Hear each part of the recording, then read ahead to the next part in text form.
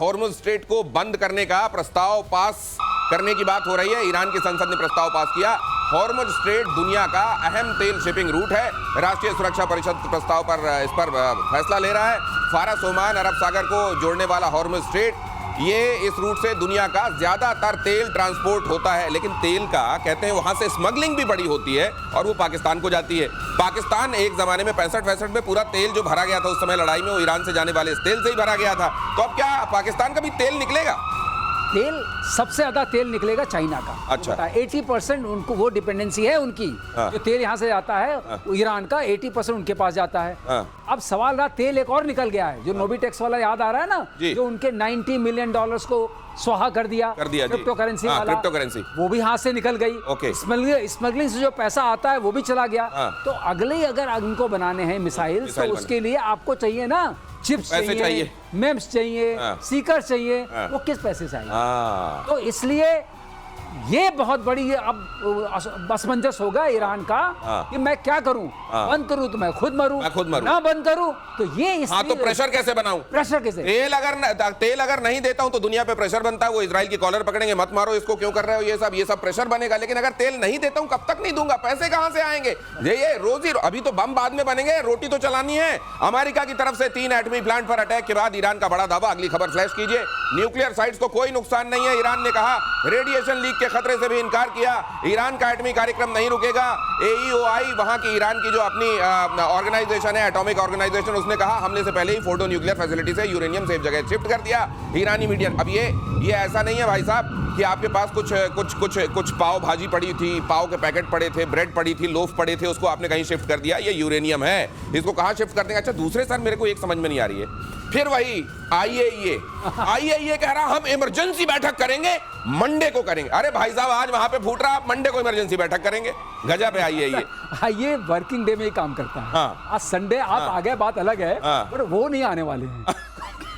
उनका मूल्यांकन करना उनका मतलब रेडियो एक्टिविटी अगर हुई हो तो हो जाए, फैल जाए, जो होना हो जाए। हम मंडे को आके 10:30 बजे ऑफिस खोल के बताएं। एक्टिविटी कैसे होगी जब पूरा का पूरा पहाड़ गिरेगा, खत्म, तो वो उनको पता है। ये वैसा है जैसे सरकारी बैंक होता ना कि जी आप जाओ, सर्वर डाउन है हमारा।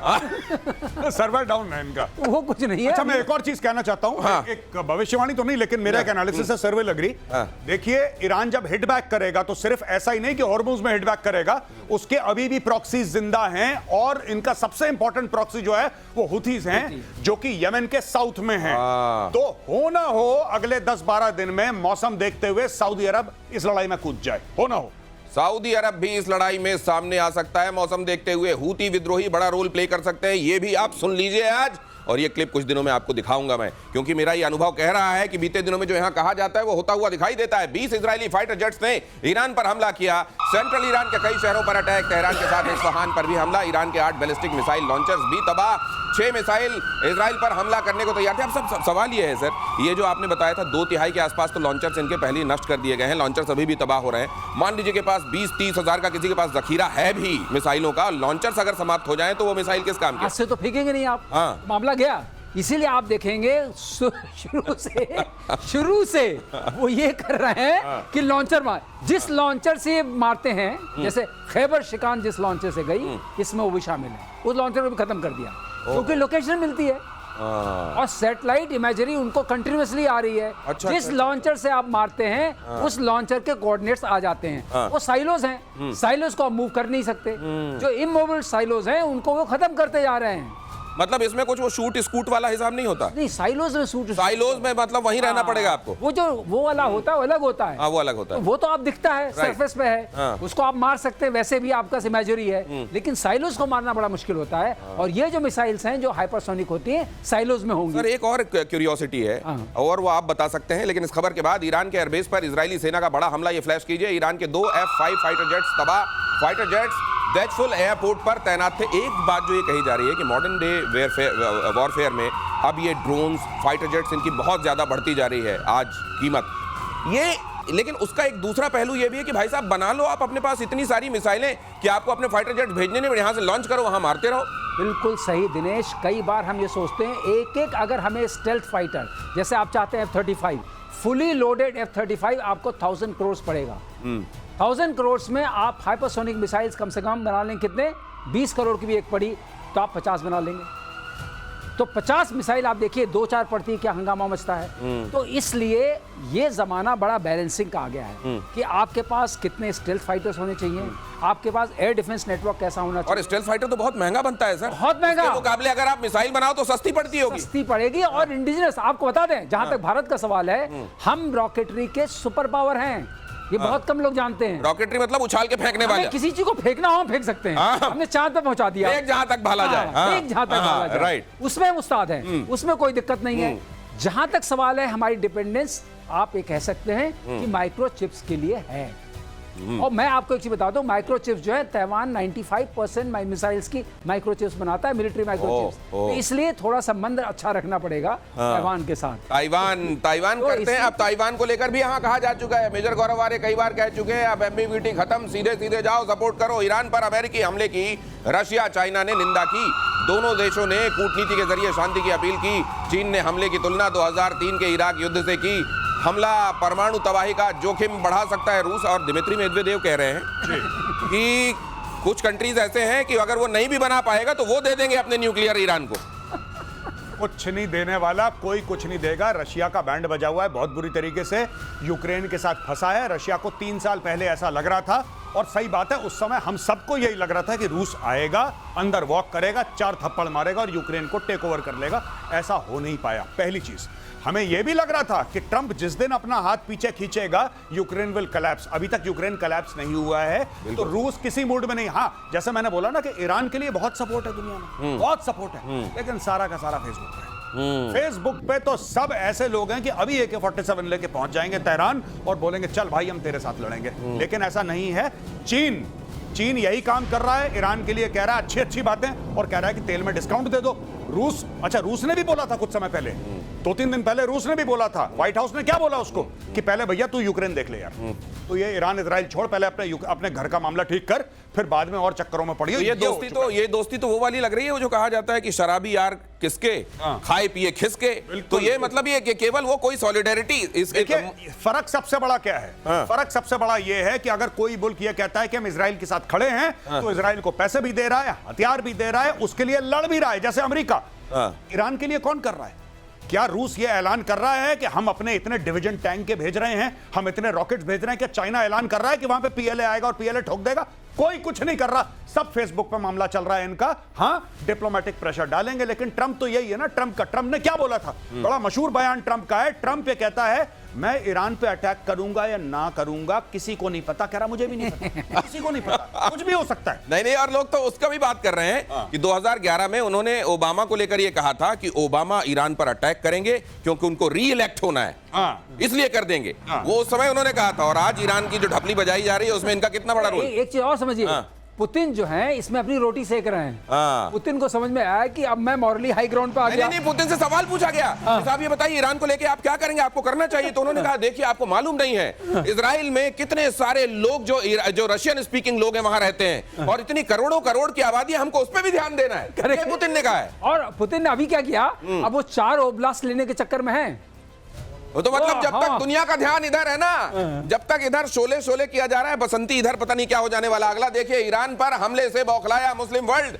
ईरान पर अमेरिकी हमलों की खुलकर निंदा। सऊदी अरब, ओमान, इराक ने जताया एतराज। कतर और पाकिस्तान ने भी जताई आपत्ति। OIC, यस, OIC, ये वो वाला OIC है। अब देखिए बाकी जितने भी देश हैं जिनका भी नाम लिया जा रहा है, इंक्लूडिंग पाकिस्तान, ये सारे के सारे वो मुस्लिम देश हैं जहां पे ऑलरेडी US के बेसिस हैं।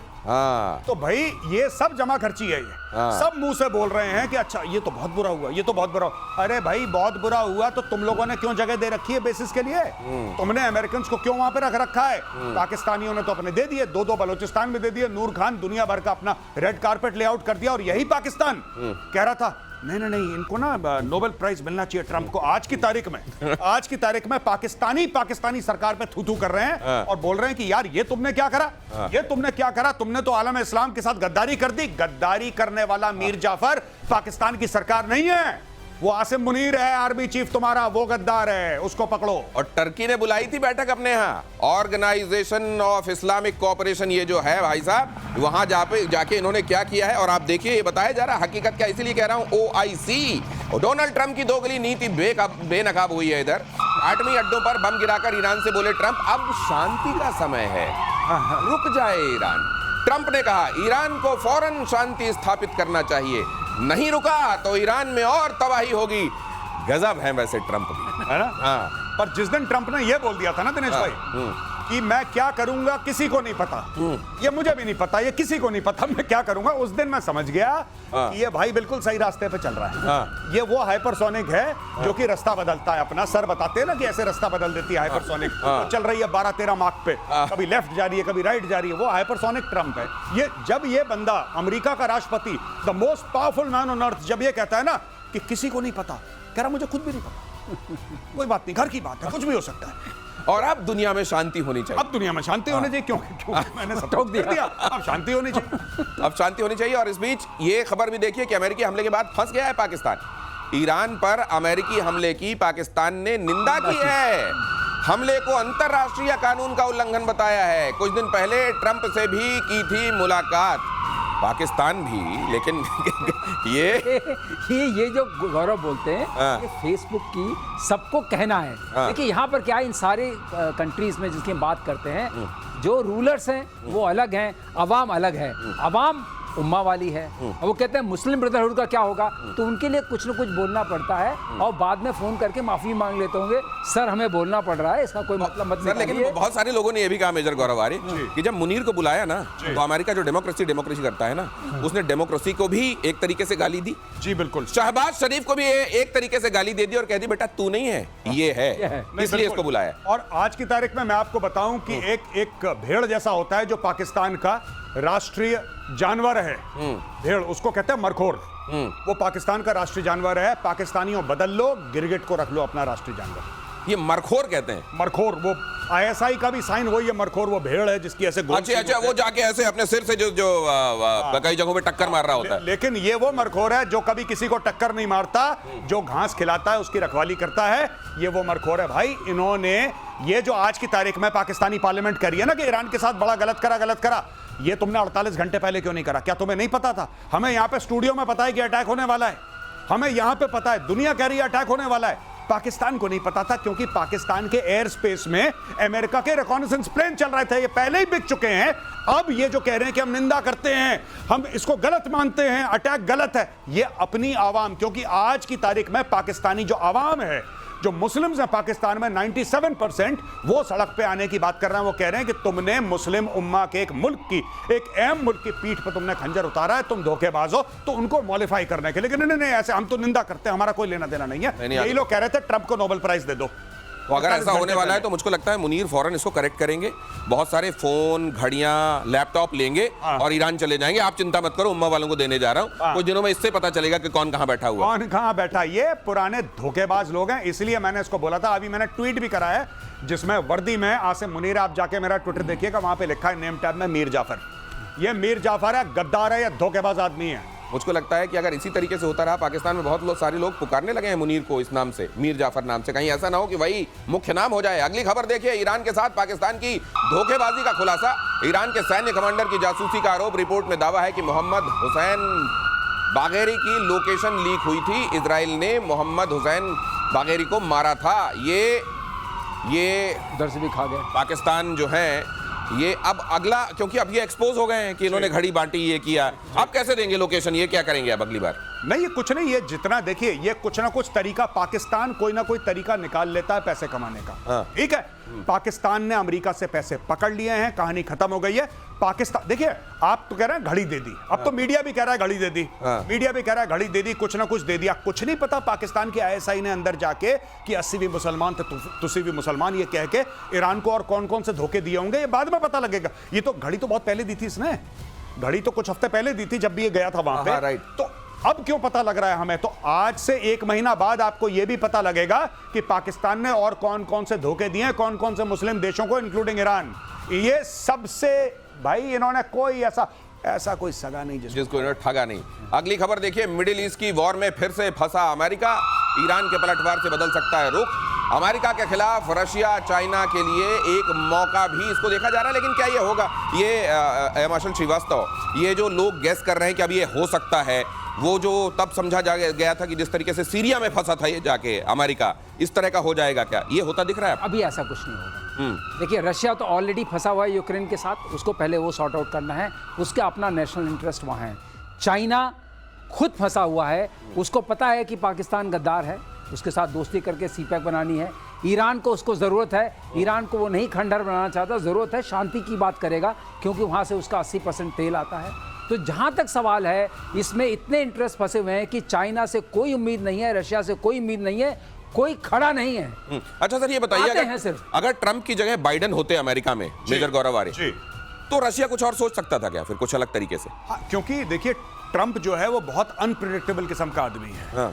ये दोस्तों के लिए भी उतना ही खतरनाक है जितना दुश्मनों के लिए खतरनाक है। ऐसी बात नहीं कि आप ट्रंप के दोस्त हैं। कनाडा के साथ तो इनकी जय और वीरू वाली दोस्ती थी।